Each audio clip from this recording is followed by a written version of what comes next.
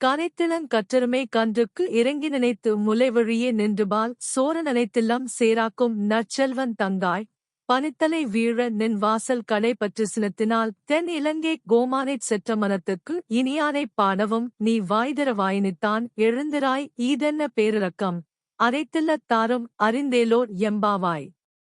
பொருள்: பசியால் கதறித் திரியும் தங்கள் கன்றுகளை எண்ணிய எருமைகள் தங்கள் மடியில் சொரியும் பாலைச் சிந்தியபடியே அங்குமிங்கும் செல்கின்றன. அவை சொரிந்த பால் இல்லத்து வாசல்களை சேராக்குகின்றது.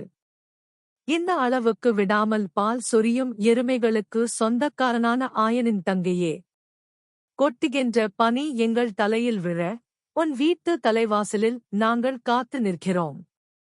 சீதையைக் கவர்ந்து சென்ற ராவணனின் மீது கோபம் கொண்டு அவனை அழிக்க ராமாவதாரம் எடுத்த கோமானாகிய அந்த நாராயணனின் பெருமையை பாடுகிறோம்.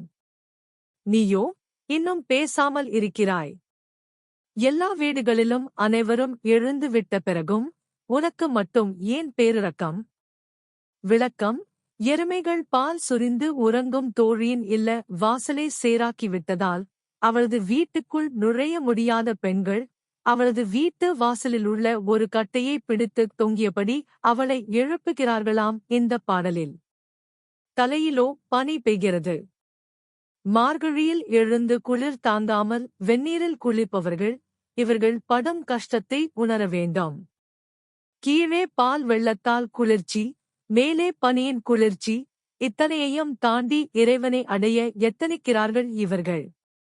எவ்வளவு சிரமப்பட்டேனும் ஒருவர் விடாமல் எல்லாரும் அவன் திருப்பாதம் சேர வேண்டும் என்பது இப்பாடல் உணர்த்தும் கருத்து.